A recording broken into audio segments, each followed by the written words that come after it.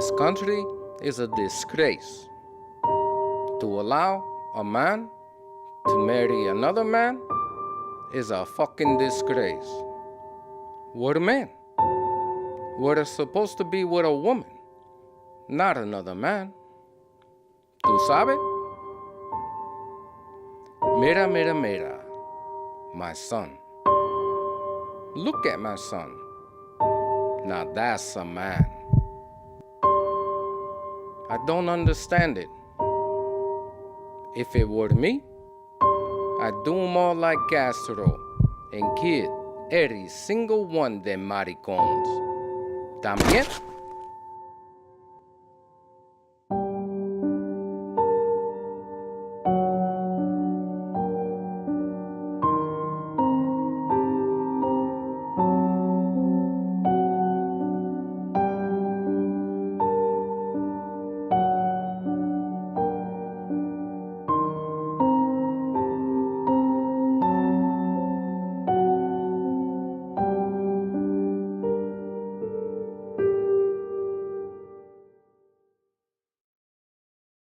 We're here today with Dr. Denise Sanders to discuss his best-selling book, Beyond the Bridge.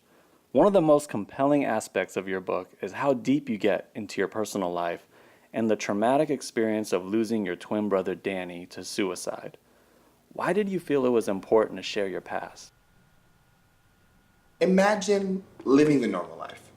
You, your mother, father, twin brother, you go to school, you go to church, Sunday dinners, grandparents' house on the weekends. For 15 years, this is all you know. Your brother's your best friend, the closest person in your life. Imagine, in an instant, a moment, it all changes. You come home from school expecting to see your brother who stayed home because he was sick, but he's not there. Just a letter about his despair, about his lack of options. Imagine this is his final farewell. No goodbye, no I love you. Imagine having to call your parents to tell them that you think their son jumped off a bridge. Imagine the two most important people in your life not being there because they're plagued and ashamed by regret, ignoring the signs, not doing anything. I not only lost my brother and best friend, I lost my mom and pops as well. But learning to deal with that pain made me stronger. And that's why I chose to get personal with this book, to show the world that I've been there and I made it. And more importantly, you can too. I would think working with kids and teenagers and such would be extremely difficult. Yes, it's been one of the biggest hurdles I've had to face in my career. Recently, I've taken on my first teenage client. What changed? I came across a young man whose energy reminded me so much of my brother that I felt compelled to take him on. Almost like a second chance. Not really a second chance. More like redemption. But not for me. For my brother.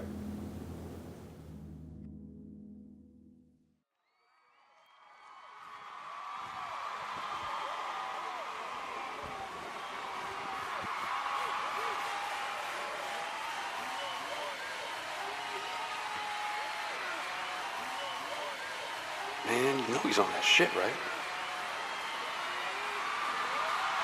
He's a shell of himself. 500K last month, and this motherfucker is asking me for money?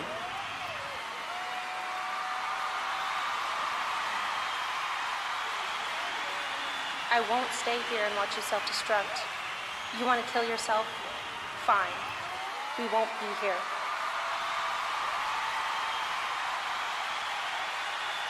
Kano, man, we love you. You brought this band together, but we're not gonna let you tear us apart. Get help.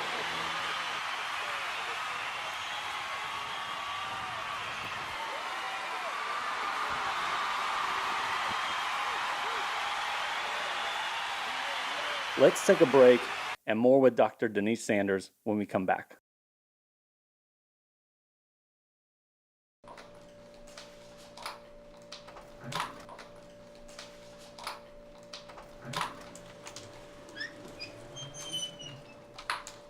Hi. Hi.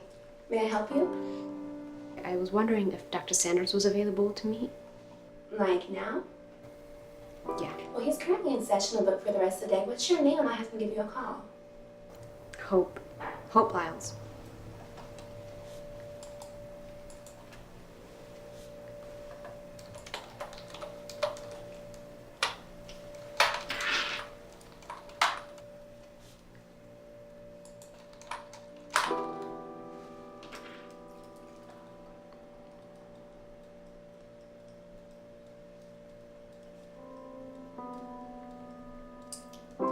All set. I'll give him the message right after his session.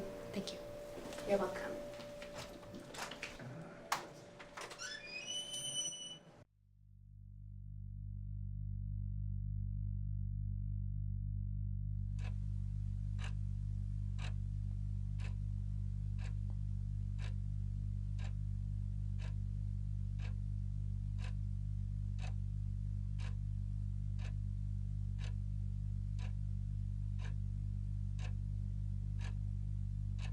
I'm gonna ask you a serious question.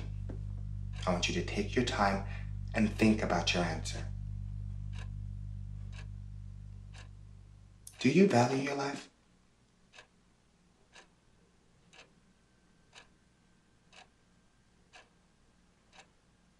I'm already dead. Then what are you doing here? Well, Doc, it's either talk to you or they send me upstate to the cuckoo's nest. And I'm not crazy. I know you're not crazy. Then just fill out my letter of recommendation and I'll be on my way. I'm not writing you a letter of recommendation. Why not? You said it yourself. I'm not crazy. It's simple, really. This is our 7th session and I've seen 0 progress. You've tried to kill yourself twice. In our first session, I came up with a 4-step process for you to learn yourself, accept yourself, and strengthen yourself. You've given 0 effort. Your inability to accept your self-loathing and your true self is what's caused your suicide attempts. You ever think the reason you haven't succeeded is because that slight glimmer of hope you won't be rejected when you reveal your truth? If you want the letter of recommendation, you're going to have to work on yourself. Become strong enough to look over the fence and tell your father. That's the only way. We done here?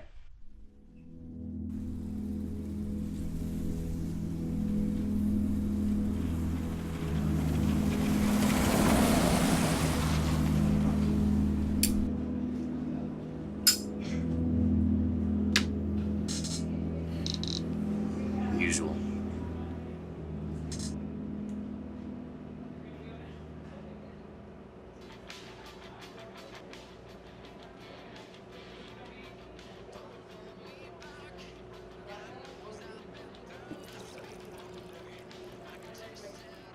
You know what you want? Oh, sorry. I'll just stick with coffee. Thank you.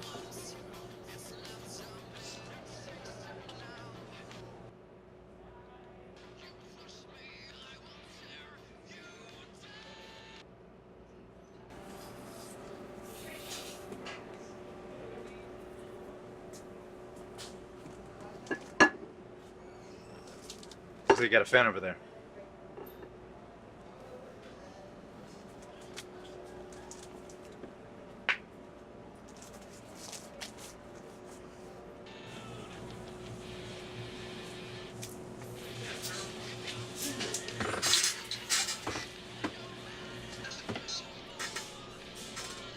Nice tattoo. You're kiddo. You can't smoke in here. You're right. So what you listening to?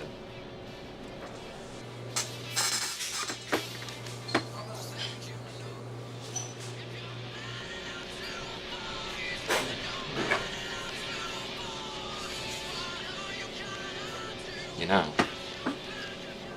I heard this one's taking a shit, right? I'm serious. Took 15 minutes. Recorded it that night. The rest is history. Don't let the pain from the past determine where you're going. That's one of my favorite lines. Even though you wrote it while you were taking a shit. It did get me through some of the toughest time of my life. Food's getting cold, man. Spoons. You know, I got my food. How do you two know each other? Why do you call him Splints? Came up in the industry together. That is the baddest pianist out there. Fingers move so fast. Maybe they break it too. So I'll call them Splints. Waste of talent, though. Could have been a star. What about you? You haven't done anything in a while. It's not like I haven't been trying. Maybe I can come by sometime and see what you're working on? Yeah? Of course.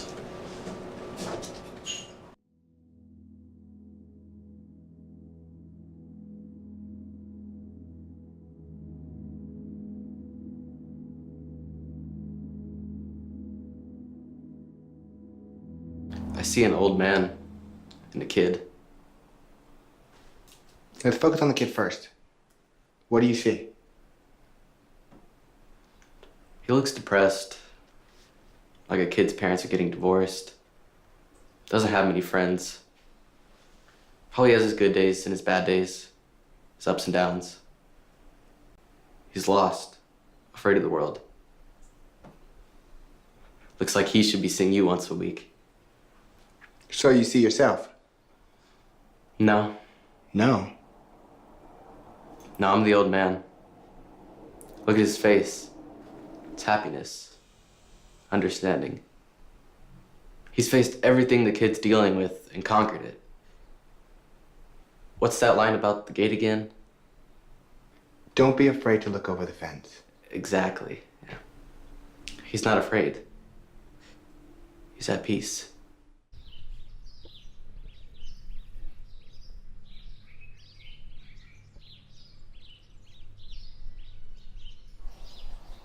So you like to draw? Yeah. Interesting style. Thanks. I'm guessing you've never heard of Ray Johnson? No. You should Google him. I'll do that.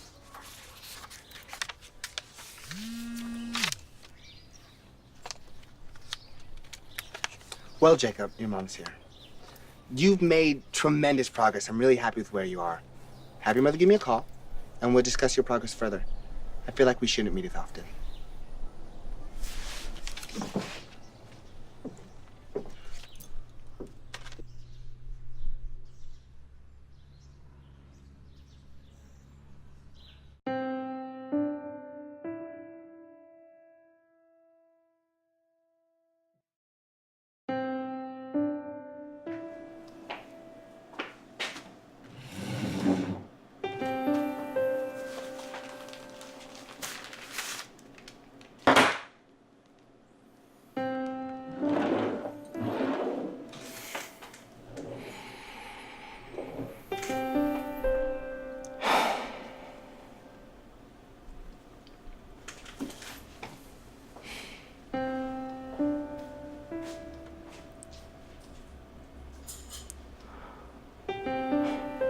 The moment of truth.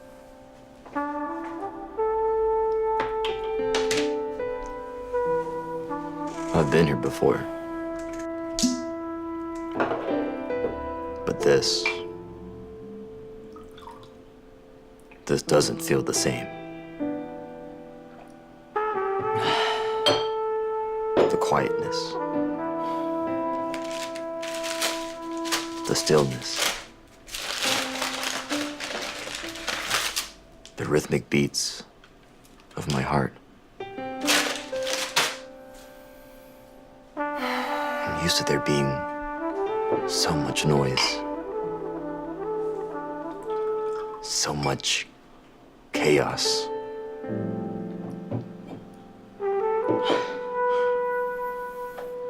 I find myself searching for comfort. Reaching back for a familiar friend. My only friend. Lost. Hurt. I'm fighting. Should I? Shouldn't I? I mean, who cares?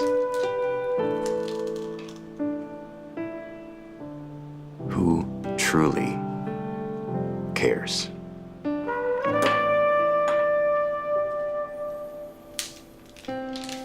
Who understands my emptiness? This void.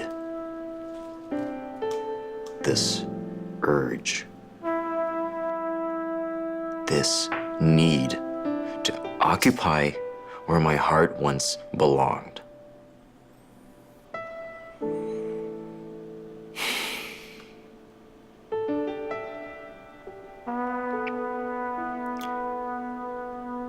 I'm almost here now.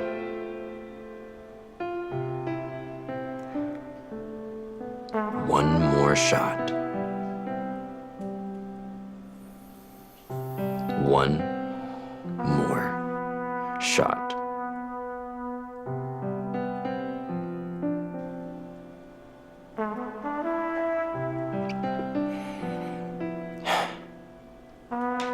I can hear it calling my name. I answer. I'm ready.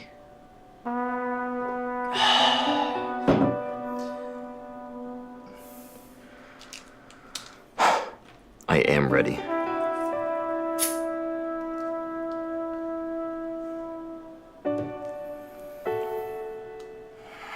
Here we go.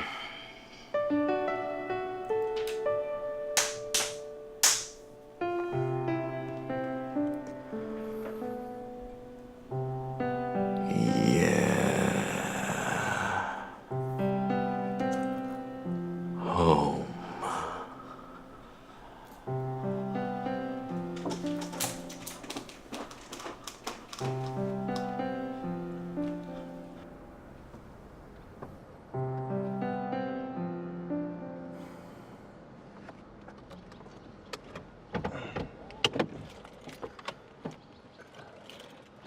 Kano, brother, taking the first steps towards getting your life back. I got something for you.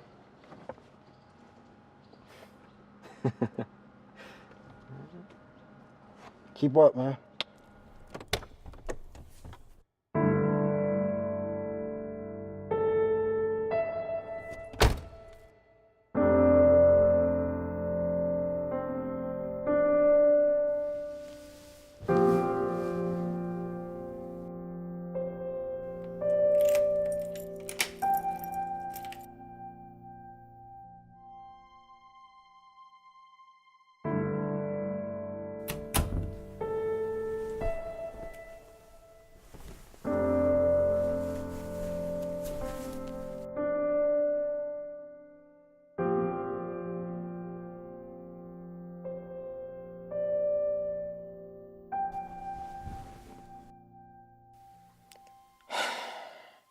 Dear Kano, you know that we love you. You know that I love you. I'm extremely happy you made the effort and went to rehab. I'm really proud of you, babe. It wasn't easy to make this decision, but it's necessary. Kayla and I are moving back with my mom to Colorado. You and I both know it's only a matter of time until you're back feeding your ego with the lifestyle of women, drugs, booze, and music. I don't want to come in one day and see you sprawled on the couch and have to explain to our daughter what happened to her father. I don't want to be the next Courtney Love, crying and explaining to the world how being a part of the 27 Club was more important to you than being here for your family. I won't stay here and watch you self-destruct. You want to kill yourself? Fine. We won't be here. Sincerely, Joy.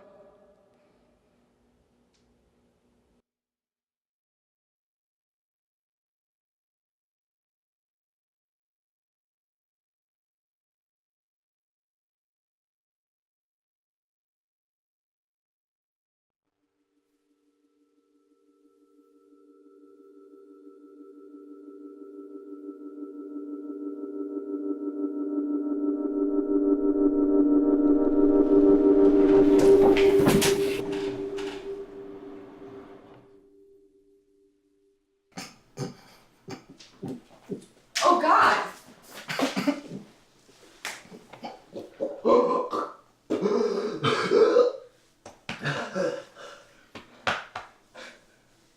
Hey. So you made it. Okay. Yeah.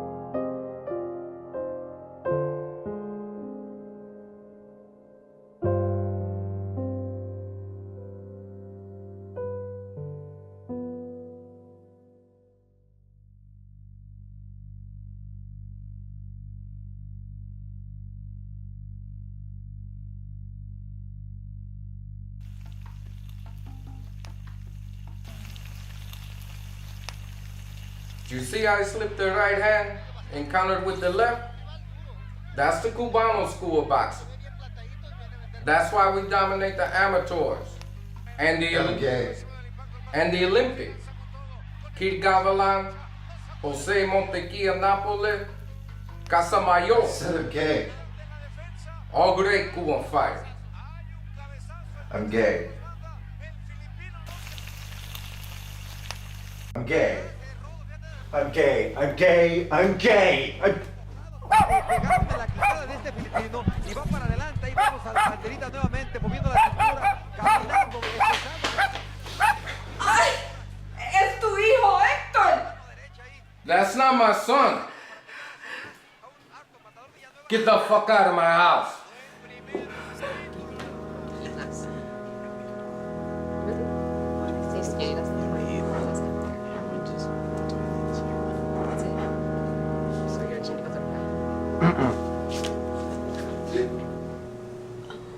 What happened to your eye? You good? Yeah, I'm good. The usual? Nah, no. Just a couple coffees. Hey, you wouldn't believe it though, but I actually wrote a fucking song. I think the track's perfect for you. We should get up and vibe. Huh? That's fine. Is it cool if we come over? You still stay at the same place, right? Yep.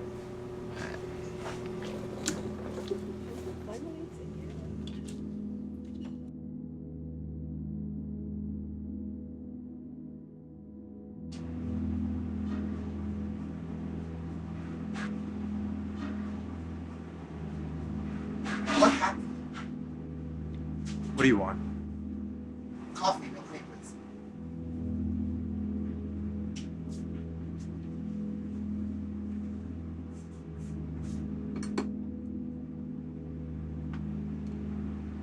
So, This shit don't work. Look at my face. So just sign my letter of recommendation. Go fuck yourself.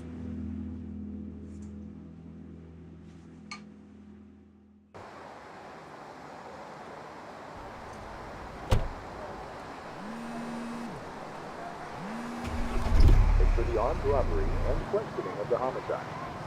One of the persons in question is a white female in her early 20s or late 20s.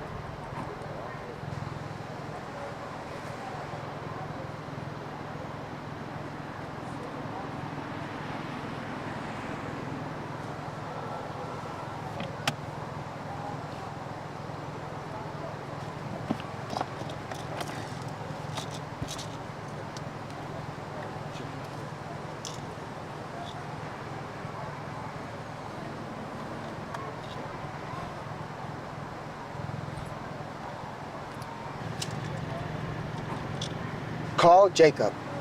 Calling. Jacob. Jacob. Jacob, you there? Danny would be proud of you. I'm proud of you. I'm proud of you too, Jacob. Where are you? Jacob. My life's work is a tribute and an honor to him. His memory and our connection, to his deep and sincere yearning and his passion for understanding this world.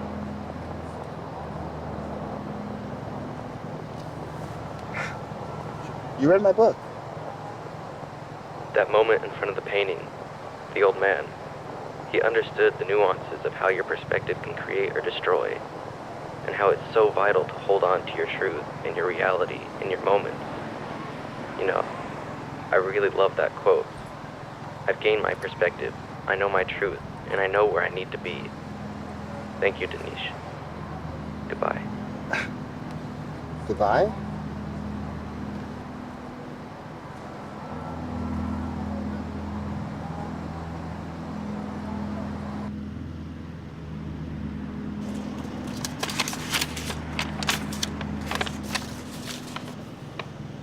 Diaz, JC, and RJ. Danny Sanders, Denise Sanders, Jacob Carter. RJ, who's? I'm guessing you've never heard of Ray Johnson?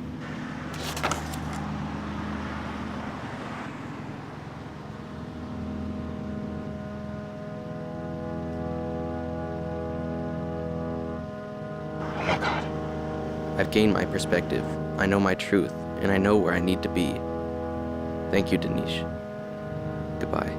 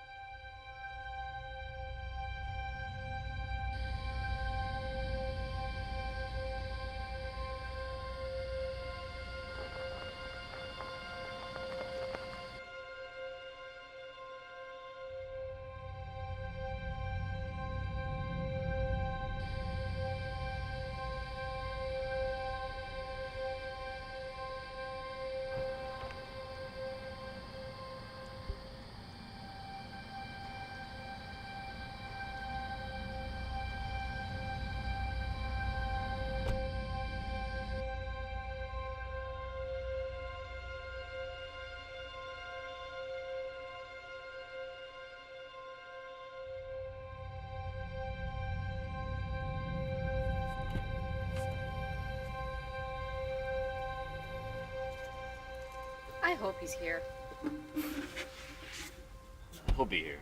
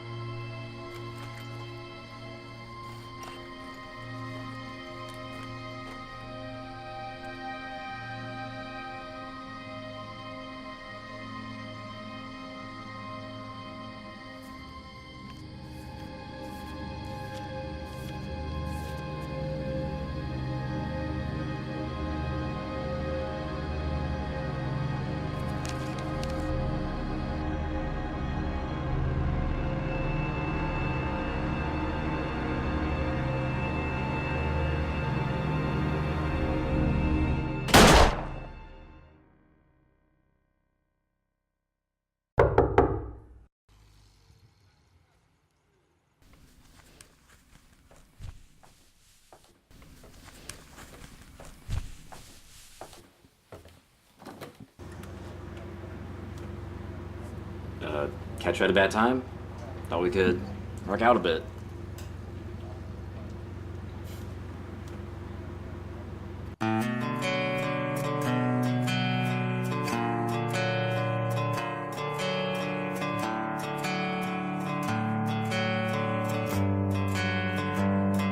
Just wait as I take this sweet thing, mistress, my dog, we gone too far.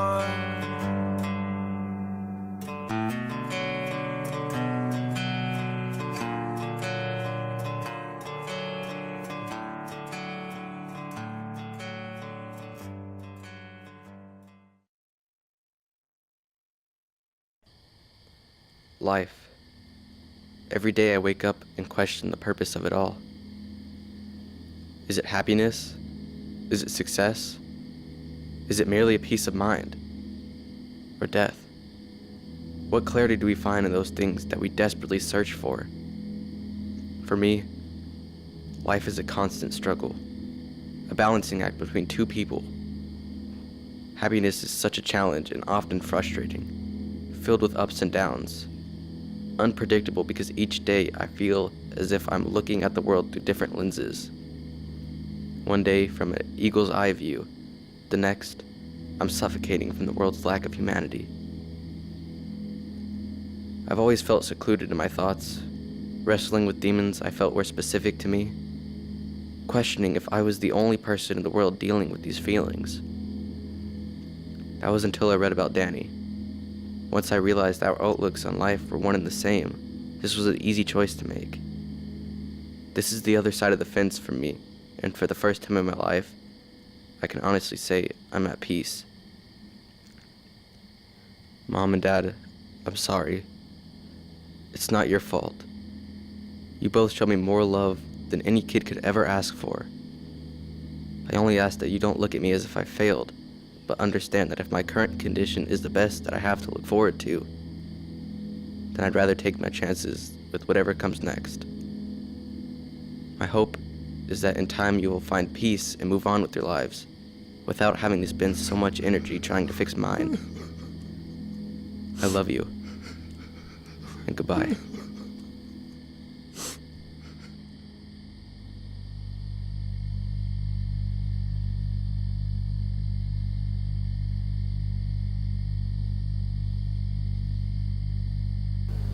parents' inability to deal with my brother's death left me alone, afraid, burdened, which left me on a lifelong pursuit to understand why. Why did they ignore Danny's condition? Why did they ignore me? Why did the Black community ignore mental illness?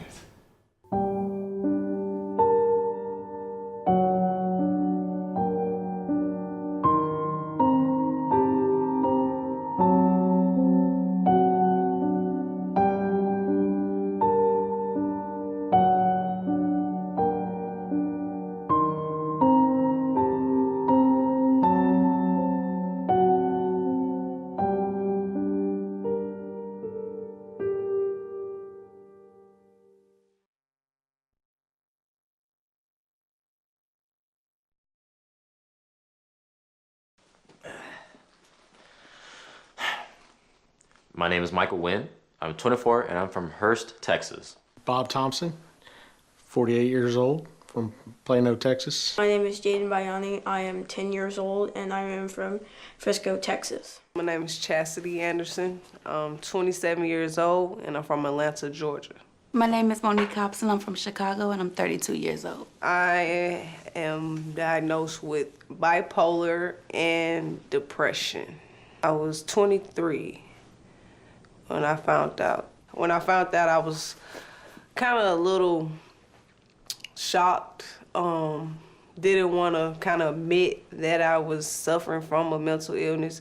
You hear a lot about it, but I had never been around anyone who suffered from mental illness, so I never knew exactly what to expect. So it was something totally different. I had to learn how to cope with all the emotions that I was dealing with at the time, as well as learning the different treatments, as far as speaking with a therapist, finding the right medicine that was the perfect match for me, which is still a struggle finding the perfect medicine to help cope with my illness. I've been diagnosed with major depression and anxiety. Been dealing with it on and off about 9 years now. It's been it's been an struggle on and off, pretty semi-consistently. Twice a year about is when it really hits me. Not sure what brings it on, but it's definitely affected by career and affected relationships. I just was, for the longest time, was kind of not sure what was wrong with me, and never even dawned on me that it could be depression. It took me a long time to finally kind of connect the dots and realize that I needed to go see somebody, and then I finally did, and it's kind of been an ongoing battle ever since. Growing up, I've had experience myself with depression. I'd say it started in maybe 7th grade, middle school, and it was attached to me all through high school and into college, early college. It was rough. I was never properly diagnosed or anything, but no one really knew I had depression. I kept it to myself. It wasn't really until last year that I got over my depression completely, and I would tell people that I had depression, when I was in high school, college, and my friends who knew me, they'd be like, "What? No, get out of here! You're pulling my leg." Why did you never share that with anyone? I guess I just didn't think it was worth it to share. I didn't have much expectations for my life. I thought I was probably gonna die around 19 or 20, just cause I don't know. I didn't really have much hope for myself. I don't even know if hope's the right word. I just didn't think anything. I didn't expect anything. It was a very void feeling I had in my heart. It was like a black hole. Just every experience you had, it would just kind of just ate it up, and you just had nothing back. I wouldn't say it was a bad time, but it was definitely horrible. I guess it was bad then in a sense. I got a very close family. It's kind of hard. It's always been hard for me to talk to them about, because you don't want them to worry about you. So it's that, and then that in itself kind of isolates you even more, because the people that are closest with you, you don't want to burden them. When it hits you, it's all about you and the negativity, the negative way it's affecting you. When you're alone in your own head, it's tough. And I've kind of learned to fight through it, and I've kind of learned how to recognize it so that the periods of severe depression, so they're shorter and shorter, and I'm able to constructively kind of work my way through it. But I mean, as far as career-wise, I know it's sabotaged the last several jobs that I've had. I've been a dependable worker when I'm there, but you end up missing a lot of work when you're in the throes of severe bout of depression. And it's not people think it's just a matter of having willpower to get up and go to work. But when you're dealing with it, it's just not that simple. And I think as a result, a lot of my managers and stuff have, you end up making a lot of lame excuses that I'm sure they see right through. But at the time, you're not really thinking how that must sound to them. You're just thinking of, what can I do to keep from having to get out of bed today? Waking up to do your everyday routine that you would normally do, and you just have this emotion of sadness, you're depressed, and it's nothing that could happen the night before or anything could just be happening. You just wake up in this state, and it's hard to get out of that state when you get to a certain point of where I don't want to do this anymore, or I'm just tired, and you just feel almost like, I don't want to say less of a person, but it's just the feeling that you have is just make you feel like, why am I even like here? Like, why am I have to suffer from this type of mental illness that I can't even control? Like, I'm waking up and it's no reason for me to even feel this way. I have everything, I have a home, I have a house, I have a job, I have a car, and it's just, why am I unhappy? It's just, when you wake up in that kind of state, you also to the point where you kind of battling like, should I take the meds? Because you're already so far in the depressed state of mind that you feel like even if you were to take the meds, it still wouldn't help, because you're already there. It doesn't feel like anything's going to help pull you up out the situation. So it's that when it gets to that point, it's almost scary, because you don't know what you're capable of doing, because you have no control over your mind. My dad had depression, and it was bipolar, and he tried to solve it the best way he could, and he would always get sometimes sad and happy.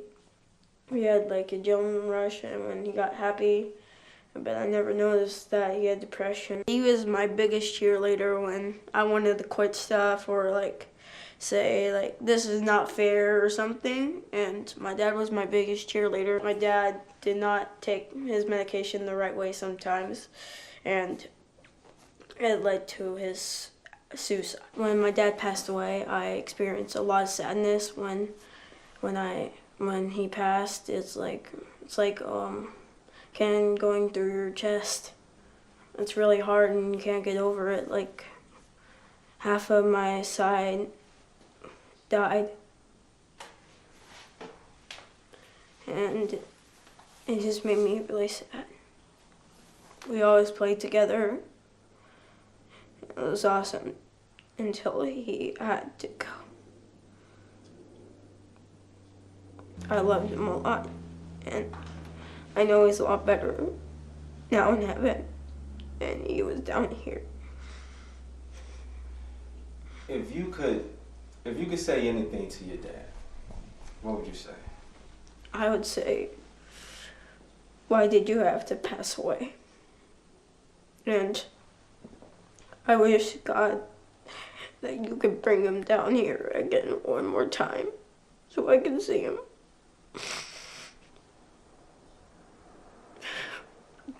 That's what I would say. I didn't get to see him for like 3 weeks, and then my mom told me, and that's when I started getting sad, and really affects me a lot. I mean, I think the important thing for anybody that thinks that, everybody that think they might be dealing with it is to maybe, just talk to your doctor, even talk to your general doctor, talk to your family physician, and just see if it's something that could be depression. And if it is, there's nothing to be embarrassed about.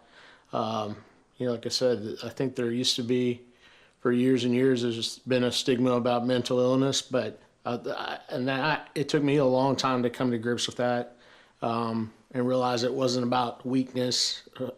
I mean, in some ways it is a weakness, but I mean, it's nothing to be ashamed of. It's just it's a legitimate illness, and I think that for those people who like my friends and coworkers and family members, the important thing for them is to realize when I'm dealing with that, it's pretty obvious. I mean, I'm not myself, and I'm usually very outgoing and very easy, very talkative and engaged at work. And when I'm going through that, though, if I'm there, usually when I'm going through it, I'm not there. But when it's starting to come on or I'm starting to feel it, you can kind of see me, shutting down a little bit. And I can kind of feel myself shutting down. And luckily, like I said, I've been getting better and better about recognizing the signs, because it's been, 8-9 years now since it first came on. But I think the biggest thing is, that I had to tell myself is it's not about willpower. Because if it was about willpower, of course, nobody's gonna choose to sleep for 18 hours a day and potentially risk losing their job. I mean, it's an actual physiological issue that hopefully medication and counseling can help. But from what I can gather, it's always going to be there. Once it comes on, it's rare that it just leaves and never comes back. And so it's something I'm prepared to deal with, for the rest of my life, potentially. It could be anybody, your sister, your brother, your daughter, your mother, anybody. And I'll also say, if you have someone that comes to you and expresses their emotions and lets you know they're having trouble with anything and they're feeling depressed, I would say that you should really take it serious, and to also help them, and to try to be that support for them through their hard time. Because it's a lot of people that have mental illness that hide what they're going through because they're scared of being judged and what people might think of them. So they keep it on the hush, and ultimately sometimes it pushes them to the point where they feel like they have to take their own life. And it's sad because a lot of people don't, a lot of people that do get to that point, all they have to do is, if they would have had, I feel like if they would have had that support, or were able to, felt comfortable enough to reach out to somebody, that maybe they could have, saved themselves from getting to that point. It's a serious matter, and people should really take the time out to just help people and to listen. It doesn't take much just to sit and listen to somebody talk about what they're going through, because it's so much other stuff going on that it's a serious disease, and a lot of people fail to realize that it's becoming more common now. It really is, and I really see it in a lot of younger people, and it's sad. It definitely doesn't hurt to have someone there to lean your head on. I mean, we're all people will be there for you. Your friends will be there for you. Your family, they'll be there for you. People they'll be there for you. Like, they care about you. You just have to really just stop, just take a look around and see all the people that are around you that are there for you. If you're going through depression, if you have suicide thoughts, just go call a doctor. If I could create a website, I would, and help people with depression, suicide thoughts, and help them go to, you know, 1-800-LOGIC? Yes. I like that song because it talks about, well, to me, it talks about suicide, and you know, the people that listen to that song, I heard one of his in Logic videos that Logic saves people's lives, and I'd just like to do the same. Thank you for coming, and I hope you enjoyed the movie. Even when there's a dark end, you always have to give hope because there's always somebody on the other side. My parents, when they see this ending bit, they're gonna be like, what? It's depression. I feel like a lot of people are gonna be like texting me, and they're gonna be like, yo, what?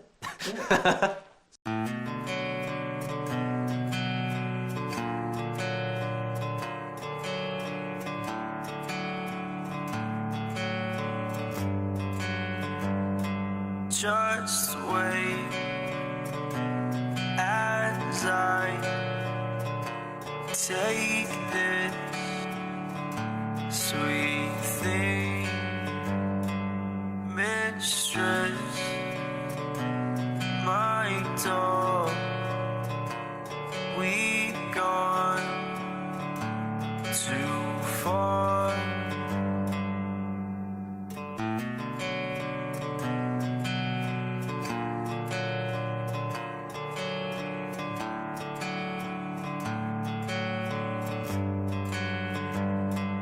You know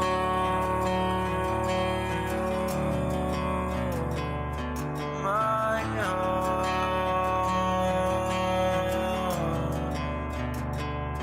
You know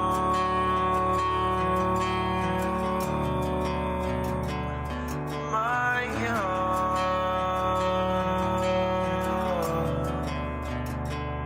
Just wait as I take this sweet thing. Am I your friend, your soldier, warrior forever?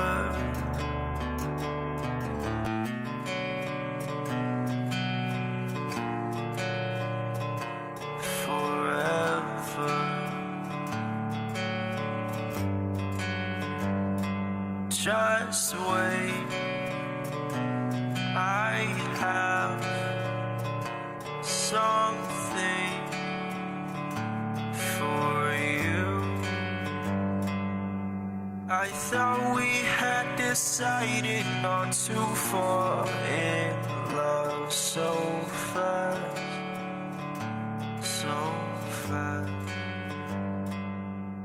I thought we had decided not to fall.